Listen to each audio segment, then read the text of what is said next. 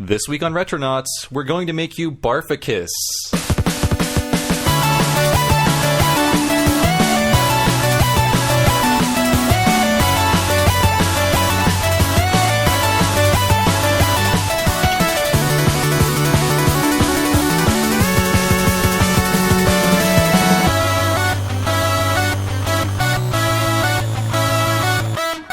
Hey everybody, this is Bob Mackey, your host for Retronauts Pocket, our mini episode for this week, and the subject is Captain N, specifically the episode Kevin in Videoland. If you want to play along with us, it's available free everywhere because Captain N has no value in our economy.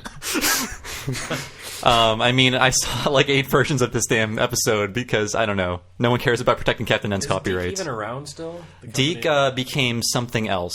I think they joined up with a cable station. Not Funimation. No. They like Cookie Jar Entertainment or something like that? Yeah, something like that. Yeah, like how KFC is now Yum. Yeah. Owned under that's Yum the last, brand. That's the last thing you say after you eat KFC. Yeah, exactly. We're going to be talking about Captain N. In case you didn't know, it was a cartoon series that ran throughout the late 80s, early 90s about Nintendo characters. Yeah. We're going to be talking about an episode that we watched. It's sort of like a mini version of the movie month stuff I did back with the old Retronauts in a smaller, more compact format.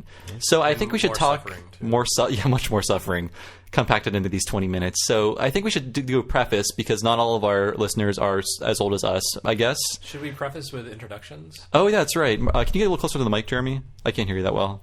Hello. That's better. So who do we have here today? I'm Ray Barnholt. Hey, who else do we have? I'm Sexy Voice, and you're a Robo. What? Oh, yeah. Wait, no, I'm Jeremy Parrish. Okay.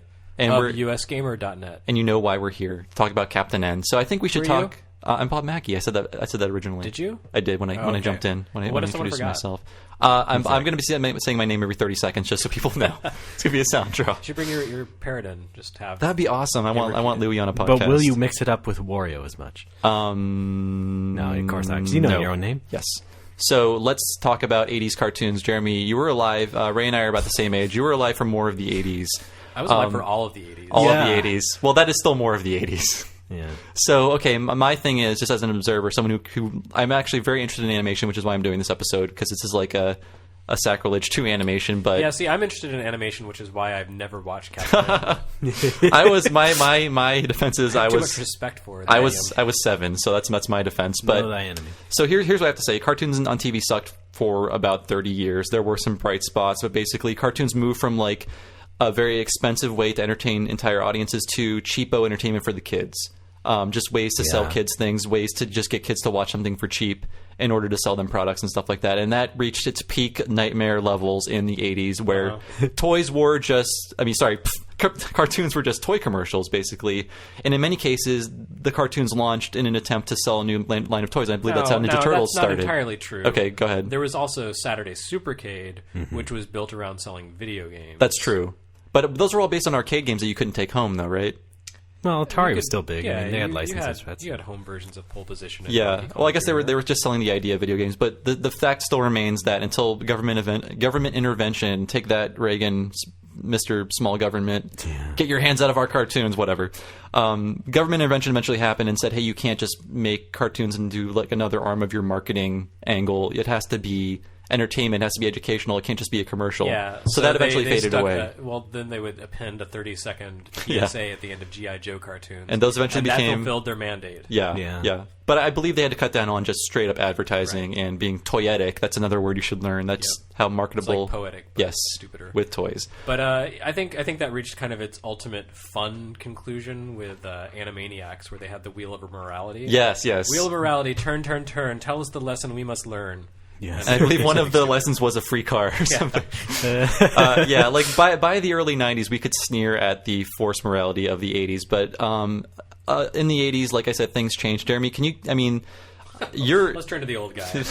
Grandpa, can you tell us now? Well, back when I was watching cartoons as a whippersnapper. The thing is, like, the cartoons that you have nostalgia for, I cannot bear to look at just because... Like G.I. Joe? Like G.I. Joe, Transformers, like... I don't have nostalgia for Transformers. Okay, well, I thought you did for some reason. Neat, but the cartoon was a god-awful abomination. Actually, the G.I. Joe cartoon was a god-awful abomination. Yeah, and even, like, I'll admit, like, I grew up with Ninja Turtles. I would not go back because I know it's garbage. But, I mean, can you talk about growing up in the 80s and the cartoons that you saw and, like, what did you think of them? Like, because I'm spoiled. I grew up in the 90s, and that's when cartoons kind of started to turn around, be more creator-driven.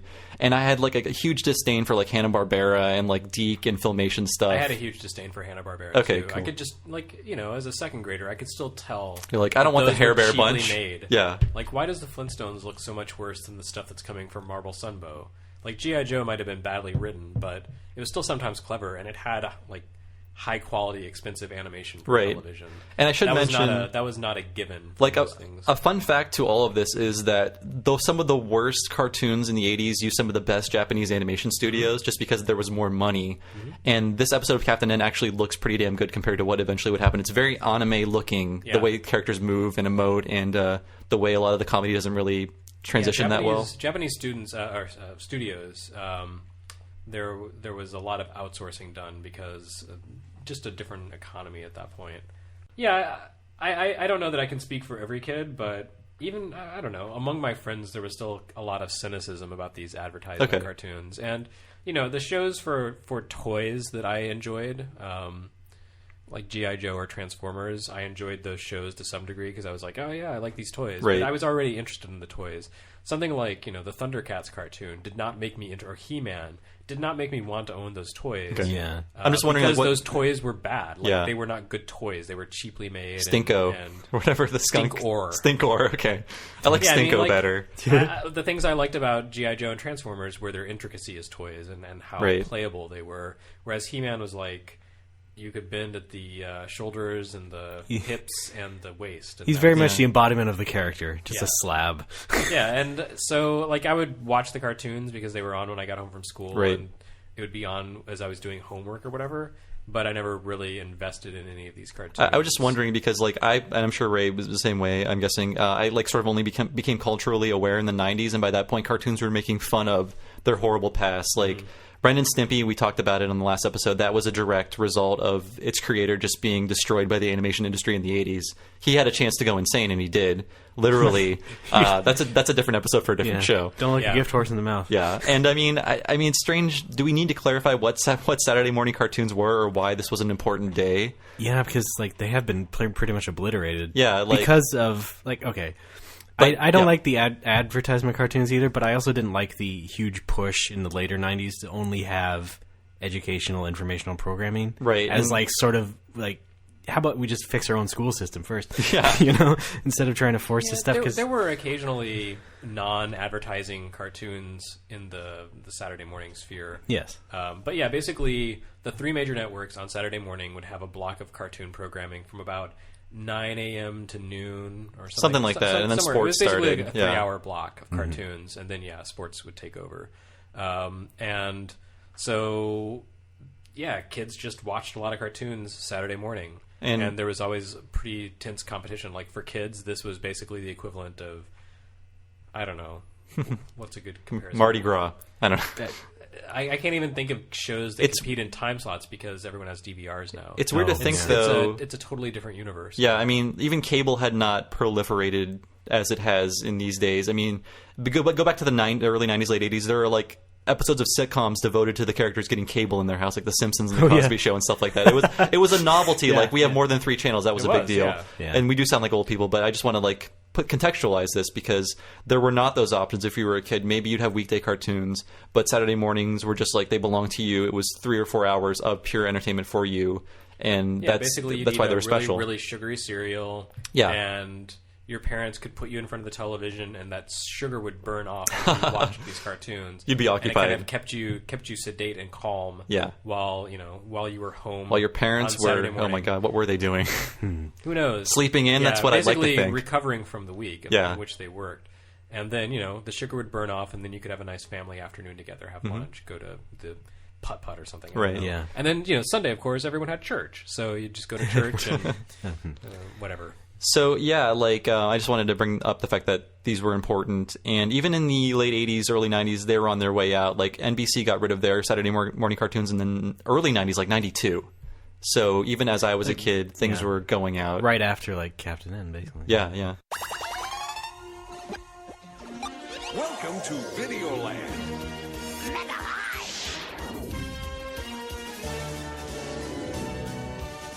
Wake up, Kid Icarus. Welcome to Castle Date. It's Klongo Land. Mother Brain will get you, little princess. Princess, the palace is under siege. Behold, the ultimate warp zone.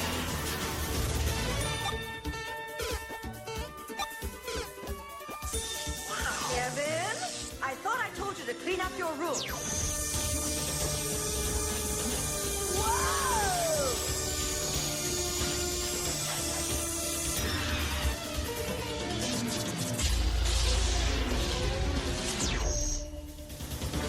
Captain N, the Game Master.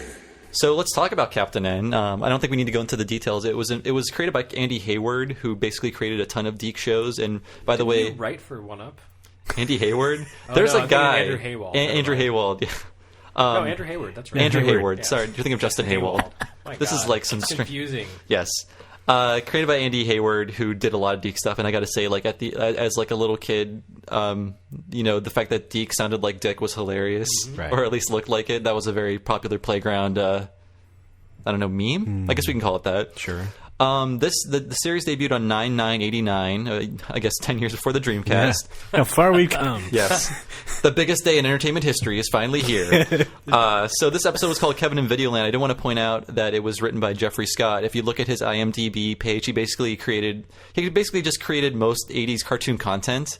Wow. And I was reading an interview with him, and it's not a great interview because eventually the people are asking him questions. He's like, I don't know. I wrote a billion of these. I don't know. But he wrote the entire first season by himself. That's how little they cared about quality. It's like, you go in a closet somewhere, write a bunch of dumb cartoons for kids. And he was talking about sometimes I write 2 scripts in a day. And so obviously there was no head writer. There was no writing room. There were no powwows. It was like, hey, dude who writes cartoons, write a bunch of cartoons. And here's a Nintendo. Figure out what these games are and make a world around it. And that's what he did. Yeah. So I guess, Ray, can you go into the backstory of Captain N? It had a different name. It had a different,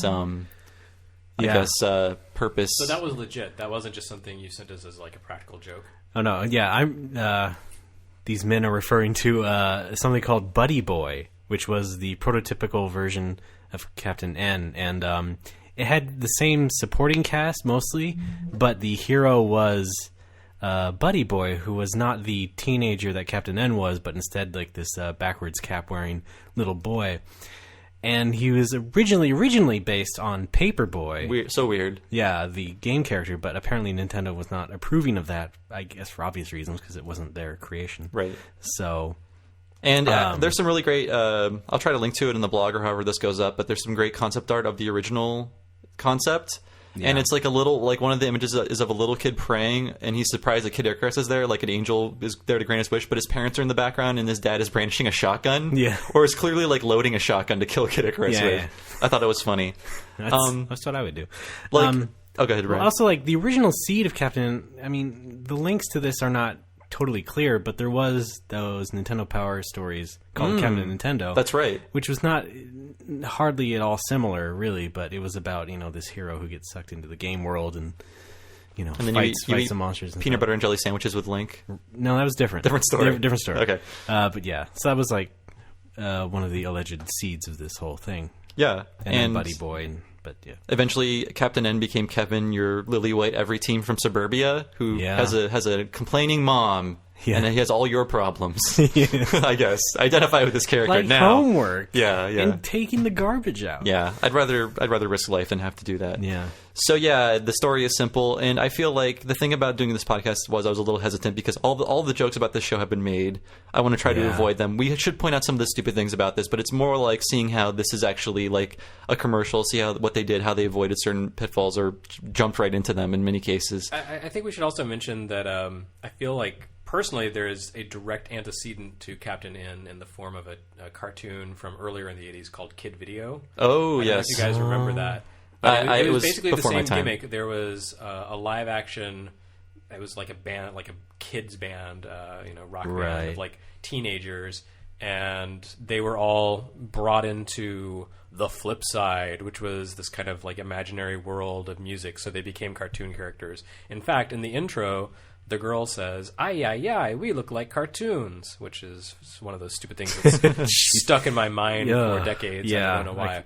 But then at the end of the show, they would, they'd have their cartoon adventures, and then at the end of the show there would be a live action music video where they would like perform. I do remember that part at least. Yeah. So the concept of like being transformed into a video game was not exactly new. I'm sure that had been around.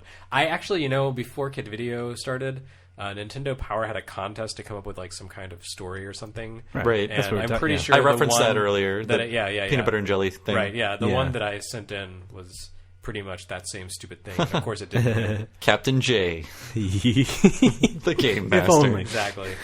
So yeah, this game. I mean, we're not going to talk about the plot of this episode. It's very, very straightforward. Videoland, and we should point out the fact that they go to huge lengths to avoid saying Nintendo. He's not Captain Nintendo. He's Captain N. They're not in Nintendo Land. They're in Video Land. Of course, now Nintendo Land is a different thing. Yeah, same thing with the Wizard. It's like nobody ever said Nintendo until like a little bit in the middle of that movie. That could either be mandatory or something they did to avoid accusations of being predatory to children. I wonder, because most of the characters in the show are not. I don't know. There's like a mix of first party and third party characters. Yeah. And it's not like Acclaim All Stars or whatever it was, where it was just a bunch of third Power Video Team. Power. Power Team. That's it. Power Yeah. Team. Yes. And another thing I noticed watching this again, much long after the fact that I originally watched it, they go to great lengths to not mention specific games. Some of the worlds in Videoland are based on games. So there is Castlevania. That's there is a a world. world called Metroid. And there's a world called Metroid. But they're not. I mean, Kid Icarus's name and Mega Man's name are the names of their games. But I feel like they're not directly marketing as much as hard as they could. Kevin name drops Super Mario Brothers. Oh, I guess that's true. Yeah. My theory's all falling apart. Yeah. So we should talk about the characters they chose to use. So we have Captain N, who is boring. We have Lana, who is just like... I was not very happy. Sex pot. Exactly. She was a little too sexy for this show, I think. And I think Kevin was a little too old for this show. He felt like, I don't know, maybe he's like 15 or 16. Yeah. And the romance between them was like a little too, I don't know, maybe out of the range of the viewing audience. A little too Padme and Anakin. I'd say it's more convincing than that. But yeah, it's like that Little Mermaid syndrome. Let's have the slightly sexualized teenage character. Right, and I feel like it could have been Saved by the Bell syndrome, where kids like to watch teenage stuff, so they made Kevin a teenager, and it was on the same channel and everything. Yeah. So I never watched Saved by the Bell. Oh, I did way too much. So we have Captain N, we have Lana, who is this made-up princess character who serves the role as any princess in a Nintendo game to get captured and carried around and lusted after, and many characters in this game, in the series, want her hardcore. So we also have Kid Icarus. I mean, the jokes have been made. His personality is that he has a Brooklyn accent. He sounds like the squeaky voice teen from The Simpsons, and he ends words with Icus. And also his name is supposed to be Pitt, but they called him Kid Icarus. Oh, that's right. Yeah. His name is Kid Icarus. That bothered me even back then. I mean, do your research, Jeffrey Scott. Come on. Yeah, I think I imagine they gave them a bunch of games, but they only looked at the manuals.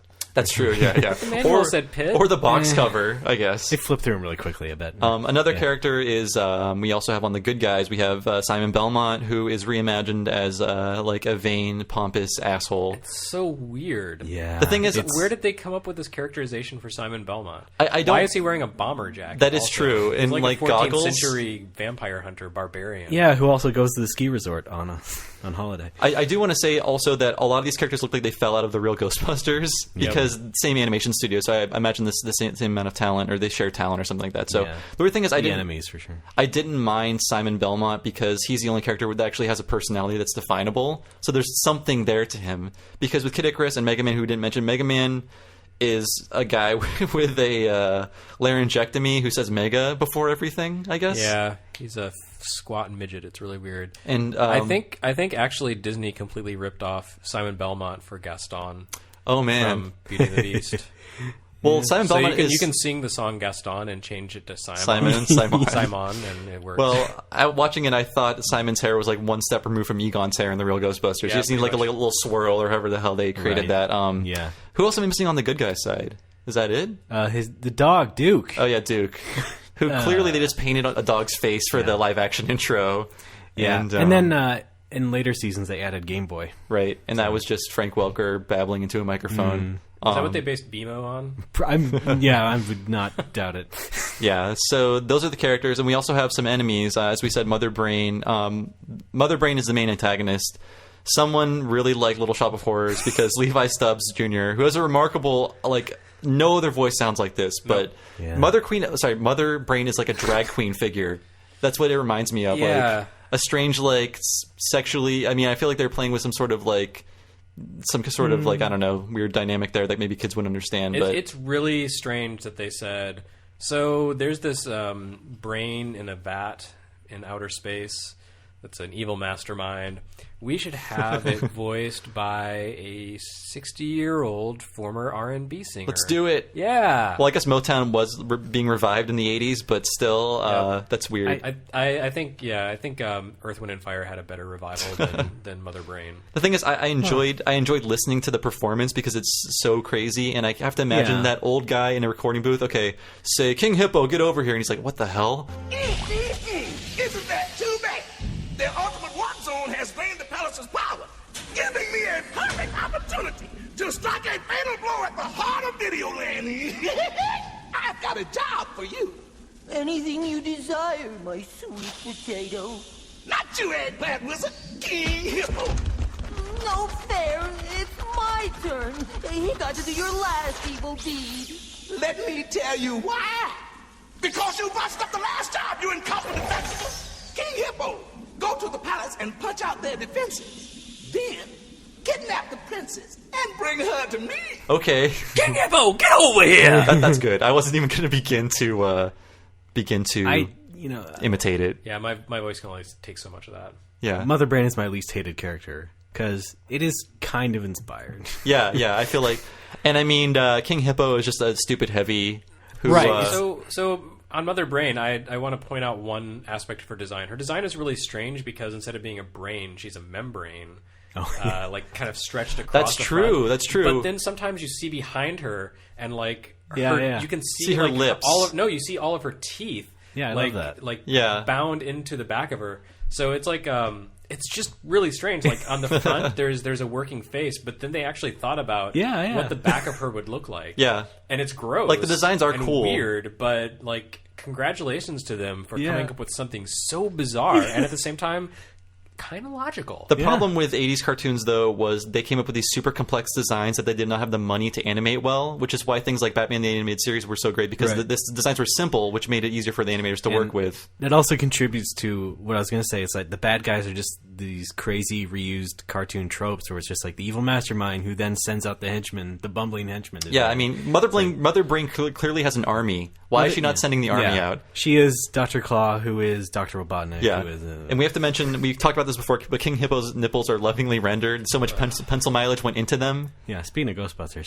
jeez, they really honed their talent with that. Yeah, I feel like King Hippo was originally just a design from Ghostbusters, like some sort of boxing type ghost. Why is he blue? Isn't he supposed to be Samoan? I don't like. He's not even blue in the Nintendo game. I think he's like a Pacific Islander or something like that. Was a stereotype. Maybe he's a zombie now. He's dead. Yes, but like his physique is really genuinely grotesque. It is, yeah. It's difficult to watch because it's so gross. It's hard to watch. Yeah, I mean, I think there's like a gross out element to it, like in Ghostbusters. We also have Eggplant Wizard, who I actually like how this character looks in the game, and I like how whenever he's knocked around or falls over, like just fruit flies out of him for some reason. It's very strange and probably the most accurate looking in the cartoon too. Yeah. Who else are we forgetting? Is that it? Basically, I guess Donkey Kong is here in the who is in the more game. like King Kong. Yeah. And Universal was so angry. They go to Congo Land. So basically, in the episode, we're not going to talk too much about the plot because there is none. Kevin falls into video game world, and he basically has to be convinced to stay there, which I found really strange. Where am I? Well, you're in Videoland. The ultimate warp zone brought you here. You mean like Warp Zone 4 and Super Mario Brothers? Something like that. The legend foretold of your coming to help restore freedom to our world. That's why it gave you that super power pad and zapper. Me restore freedom to Videoland? Hey, I don't even have my driver's license yet. And this is just a toy. This can't be happening to me. Sure is, Copernicus. It's happening to all of us. If you cannot help us, Mother Brain will conquer all Videoland. And our freedom will be lost forever. Hey, you got the wrong guy. I'm going home. Come on, dude. Like, he's not on board from the first second. Like, he sees all these characters. He's ready to leave after he meets everybody. I think if you're a little kid, you're like, fuck yeah, man, I'll be in Videoland. But, like, as a later teen, I would just be like, man, I can't handle this now. Where am I going to get my cigarettes? Yeah, exactly. Exactly. Who am I going to ask to buy booze for me? Yeah, and another thing, like I'm just going to point out things I noticed because the plot is simple. Kevin lands in there, they convince him to help, he helps, but I guess Mother Brain is never fully defeated because it's a cartoon that needs to be rerun, right. so you can't actually. In a banana at some point. Yeah, Eggplant Wizard. Instead of turning him into a banana, he puts him inside of a banana. That would be the best version of Eggplant Wizard. It would cut out all the BS you need to go through in Kid Icarus. Yeah, but so yes, we talked about Princess Lana. What I found funny was how 3 characters totally wanted to put her in the Bone Zone. Like Kevin, Icarus, and Simon were all super protective of her and like wanting. Icarus, really? Icarus was, yeah, like super devoted to her in the beginning. Yeah, and the funny thing is, I noticed. Bone Zone, but I'm going to say Bone Zone. When Lana is introduced, she's introduced initially. You see her initially, but when she's introduced to Kevin, ooh, sexy pan up her sexy cartoon body. Everybody, that's for the guys out there. Yeah, that's what I was talking about. Little Mermaid syndrome. Yeah, I mean, she's a little too sexy for this cartoon. Yeah, I feel like some kids might have had some special feelings they had to talk about after watching this episode. I can admit, but that's I okay never did. because the rest were like falling for Gadget, and that's true. What that did to them. Well, I think having King Hippo on the next scene would immediately warp you, or at least like I don't think anything is sexy anymore. We just needed more jump cuts to King Hippo's nipples. That's yeah. Another thing I noticed is Kevin's powers are really ill-defined, and also F you to the animator who made the select button pause. Yes, I saw that. I've always hated that. To hell with you. Yes, and it feels weird. Like, why doesn't Kevin just always pause? Because that seems to be the best way out of any. Select is pause in Mega Man. No, this is Nintendo. These are Nintendo products. First party license. Another cool thing I liked, and this is actually one of the cool things about the Mario cartoon, is that you hear a lot of kind of 80s pop versions or 80s contemporary takes on 8-bit tunes. There's a lot of weird like noodling of what they thought the Kid Icarus theme was. Like whenever Kid Icarus was around, it would just be this weird like keyboard noodling, sort of in the same scale as the Kid Icarus theme. And then I did hear Mega Man like I don't know what stage it was, but there was like Guts Man or something. Yeah, it was like a Rocks remix or like at least like a synth remix. I liked it. I thought it was cool. Yeah, but it's really arbitrary. Like for some reason, whenever Simon's doing anything, it's the password music from Castlevania 2. Yeah, which doesn't really do anything. It's like do do do do do do do do do do do do. A weird thing is I think Deke or someone I think Deke might have pioneered it with this show, but the music is done by I think his name is Hayam Saban. Yeah, right. Yeah. And all of the shows that he scores are just wall-to-wall music. Like, it never lets up. Like, when they redub Dragon Ball Z, you never didn't hear music. It was like music from start to finish, and everyone hated it. And it was like the worst music. So you can blame him for the music in this if you don't like it. But he kind of ruined Dragon Ball Z. And that's a weird thing to say. So... Some questions I have for you guys. Did this show help contribute to the popularity of its respective characters? I think that this game sort of put Castlevania, Kid Icarus, and Mega Man out there as big deals because millions of kids watch this cartoon. Uh-oh, time out. I'm getting time out. Or I'm being warded away by Christianity. No, that's Japanese. Okay, no. What do you think? I mean, Kid Icarus especially. Kid Icarus was old and crusty by the time Captain N came out, and I only cared about playing Kid Icarus because Captain N featured him. It might have helped with that game, but a lot of people I knew already were playing Castlevania and Mega Man and Punch Out. I mean, yeah, like those games had traction. Right. Things that my friends and I talked about. I just wonder if these things would have made these games like a constant point of discussion or just constantly out there, you know. Well, it is hard for me to say because I was old enough that I was going to say Jeremy no one was... I knew was watching Captain N. Yeah. I wasn't. Like, this is the first time I've ever watched Captain N. Yeah. Like, I could tell at a glance it was terrible. It had nothing to do with it. So maybe I'm not the best sampling to take from, but, like, my friends who are into video games liked the games already. Right. The cartoon had... But I feel like it must have been a huge thing for Konami and a huge thing for Capcom just to have their characters front and center every week for millions of people. I mean, I know Nintendo Power and other things acted as a good way to inform kids about these characters and what they're doing, but this was like on TV for years, and these characters and reruns for years. So like these characters are always being, you know, televised, or at least kids are being made aware of them. But the Mario and Zelda cartoons were first. They were, yeah. And so Captain just became bolted onto those. Actually, I'm pretty sure the Mario cartoon was the same year, 89. Oh yeah, Super Show, right? Yeah. Probably first in syndication. Yeah, because that's where it was originally. Again, you have the Acclaim cartoon, and I don't think anyone cares about Quirk the Tomato. I do. That's because no one cared about him in the first place. I think the care had to be there originally. So that's actually an interesting note, just because the cartoon had third-party characters, but the Captain N comic from Valiant, which was Nintendo first-party license, all those comic series, they had to bring in only first-party characters. So that's how Samus actually shows up in Captain N Universe. I read those comics and I hated them. They were hideous. I don't know. Were they were Valiant? Yeah. Okay. Valiant. Yeah, it was like Valiant. One of Valiant's first series wasn't was that like Jim Shooter's gig after he left Marvel. I honestly don't remember any of the names, but that was their setup at least. So they did try and make Captain a more serious. Valiant did. Okay. How did that happen? That's what you call a Valiant effort. Did Lana come down with some terminal disease or? Oh my! Yeah, I think you're actually exactly really, right. really okay. Yeah. Oh boy. Yeah. Don't give that to the kids. So yeah, something I noticed about just Nintendo cartoons in general is that they sort of dried up around the early 90s. I do want to talk about more of these, maybe Space and Metal a little more because they are painful, but Mario World is just dire. That cartoon is just terrible. Yeah. It's nothing but goddamn rock puns that wouldn't even be acceptable in the Flintstones 30 years earlier. Yeah. That was the worst thing that I think came out with a Nintendo name attached to it, at least as a TV show. Maybe Donkey Kong Country, that awful CGI cartoon, was worse. Right. I mean, the whole thing kind of makes me wonder how Japan let them get away with that, Nintendo America, because now everything is so focused. As far as merchandising, right. Everything is so on model and everything. The world is smaller these days, and that's true. It's easier for things to get back. I think in a lot of cases, especially Nintendo was still kind of figuring out how to be a world-dominating superpower. They probably didn't pay that much attention to what was happening in the provinces. I can see Hiroshi Yamauchi sitting down for some television, and Captain N shows up and he just spits out a Santori all over the big screen TV. Yeah, I mean, if you look at stuff that was happening in Japan, like the Mario Wish Upon a Star or whatever cartoon, that was a lot more on model, a lot more accurate. To the show. It is weird that you mentioned that. Japan rarely animated these characters. Was that a Mega Man cartoon that was Wishing Upon a Star? I can't remember. Yeah. It was okay. So there were cartoons. The Mega Man one was super on model. Yeah. But the Mario one was too. I think there was a Dragon. There was a movie, the Rescue Princess Peach movie. It was a full length movie, and it's really on model. I think for the most except part. Luigi's colors. Luigi's colors are a little off, He's but blue and yellow. Yeah, it looks like Mario, and in this case, obviously everybody's hideous except for Princess Lana. There were many more manga.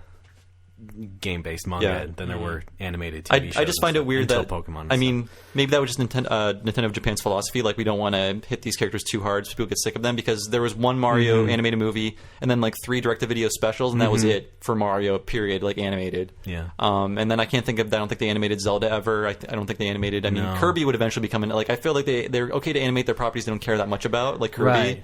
After Pokemon, it was Kirby and F-Zero. Oh yeah, F-Zero. God, I forgot about that. Yeah, the wonderful F-Zero anime. Yeah. So I guess they just caught wind of how their image might be getting a little tarnished from these inferior products. That's Possibly. just we're putting that out there, I guess. But I don't know. I mean, or maybe licensing fees just went up. I mean, also the Nintendo boom was kind of over. By that's true. Yeah. 90s. Yeah, we should point out 89 was 88, 89 were the biggest Nintendo 8-bit years, right? They were the salad days. Yeah. Yeah. And then Deke also got Sonic. That's right. So. Man, Deke was cleaning up. Yeah. Ruining minds and raking it in. Yeah. So, do we notice any notable absences from Captain N? I mean, I found it weird that Kid Icarus was such a major part of the show, considering that it was a 3-year-old game by that point, and everyone had pretty much read about it, Nintendo Power, for years. Anything that you kind of expected to see but didn't? I don't know. The choices seem kind of strange. Based on what I know about the rest of the series, not really. I mean, I guess other characters worked their way in eventually. Yeah. There was a Tetris episode. There was a Final Fantasy episode. There was a Final Fantasy episode. Yeah. I forgot about that. Was there a Dragon Warrior episode? I want to say there might have been. It may have been just Final Fantasy. Okay. I mean, obviously Zelda and Mario themselves, those two franchises. Yeah. Are kind of conspicuous in their absence. There's Mm-hmm. Donkey Kong. There was a Zelda crossover episode. Was there? Okay. Yeah, that's right. I mean, there was a Zelda cartoon too. But yeah, it was a crossover of that. Basically. Okay, got it. So, yeah. But just the fact that those two franchises weren't represented in the main cast. Yeah. I guess Nintendo saw those as, even back then, as kind of their big, the franchises with Cloud that they thought they could develop independently. Yeah. Yeah. Well, again, I mean, look at the characters. I mean, like we said, what was the biggest Nintendo games at the time? Punch-Out, and all that stuff. Maybe that's why those characters got worked actually. in there. Maybe it was like, okay, guys, no more TV. We're going to make this Mario Brothers movie. That's what we're going to do next. And then that happened. We got Bob Hoskins, guys. He was Eddie Valiant. Oh man, he's going to do the same accent and everything. Well, originally it was, we got Danny DeVito. This is going to be great. It's even that would, come on. Give John Leguizamo a mustache. I want that in the director's cut. Yeah, exactly. Just give him a mustache, guys. It's not that hard. So. And get rid of that weird yin yang shirt he's wearing.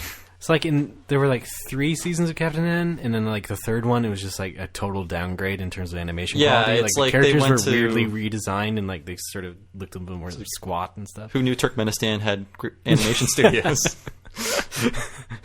Or knew what a Game Boy was. They actually simplified the characters so they could because they were. I mean, they're way too complex. The designs are way too complex to begin with. Especially Simon. He's got so many like trinkets and pouches and pockets and yeah, he's kind of Nomura. Yeah. But yeah, you're right. That was a problem with a lot of 80s animation, is that they would design these key character designs that were just too complicated. I was looking at some G.I. Joe animation models a little while back, and like, you know, the characters' bandoliers are just like detailed with every single little bullet, and not just like a line, like a hash mark line, but like, you know, here's the tip of the bullet, and here's the back of the casing. It's like super ornate. You can't draw those. You know, a million times over. If you're making a movie, maybe with that kind of a budget, but when you're I've relying seen the on G.I. Joe movie, and it didn't have. I forgot there was one of those. Like yeah. So yeah, that was Captain N. Do we have any final thoughts? I recommend watching it if you haven't, just as a sort of novelty. It is super cheesy. It is super 80s. It is like so of the Nintendo Mania era that I feel like this show was the product of a bunch of like crusty executives going, kids like Nintendo, get one of them Nintendo shows on TV. Yeah. And then it's like the guy that was in the corner is like, you write 13 episodes tomorrow. Yeah. And that's how it happened. But they were in a vault, much like we are. It is a window into a much more cynical era of children's programming. And like I said, like I was fortunate enough to grow up in the era where creators were getting control of their shows, and it was like, hey, we can make a cartoon just full of silly drawings and stories, and not just to sell something or not just to exist as marketing for another product. Yeah. And I mean that was still around in the 80s with like things like DuckTales, Ralph Bakshi's Mighty Mouse. A few other notable exceptions, but they were mainly the exceptions. Disney's Gummy Bears, Woozle, Popples. Actually, just the whole Disney. Yeah, like they made had pretty high quality animation, decent writing. Yeah, they made quality their initiative from DuckTales onwards. I mean, Gummy Bears was okay too. So yeah, that's my official statement on Gummy Bears. I'll die with Gummy it. Bears. I can't remember it that well, but I do know that the animation quality was much higher than definitely else on Saturday mornings, except the Littles. The Littles had really good animation. Was the Littles anime? I don't think so, but it's kind of from the same place that the Secret World of Arrietty came from. Oh, got Borrowers. it. Yeah. So I guess that's it for Captain N. Yeah. So well, I will say that after being made to watch Captain N for this episode, I don't feel bad at all about the prog rock episode. Any functions I had, they're gone. I think both were informative in their own way. I don't know. At least I don't have a fondness for Captain N. Jeremy, you still listen to the prog rock? I do. Okay. Yeah, there you go. All right. So, contact info. We are at Retronauts on Twitter. I am at Bob Servo on Twitter. Can we talk about our other Twitter accounts, you guys? I'm RDBAAA. And I am GameSpite. Yay. So let's go into some plugs. Promotion for us. Go to our blog, retronauts.com, Twitter, Facebook, Tumblr, SoundCloud, and Twitch.tv. We're just Retronauts on there. You know how to do that. And also, please review us in the iTunes Music Store. Let us know how we're doing. That helps a lot, especially since we're starting with a new feed and no one knows where we are or who we are. Just giving us a rating will let people know that we're making shows again if they're not clued in already. Yes, exactly. So do you guys... That is important. Yes, please. Just take 5 minutes or a minute out of your day. And please review us if you can. So, let's do plugs before we go. I do stuff for Joystick, and that's about it for me for now. Ray, what are you working on? I still do my video game history magazine, scroll.vg, and otherwise I just flounder. Nice. I'm in that territory too. By day, I'm a mild-mannered senior editor for usgamer.net, and by night, I am the avenging spirit behind telebunny.net. And at lunchtime, you're Captain J, the game master. And we will see you next week with an all-new Retronauts. Take it easy, guys. Fighting for peace in Metroidvania. Hex yeah.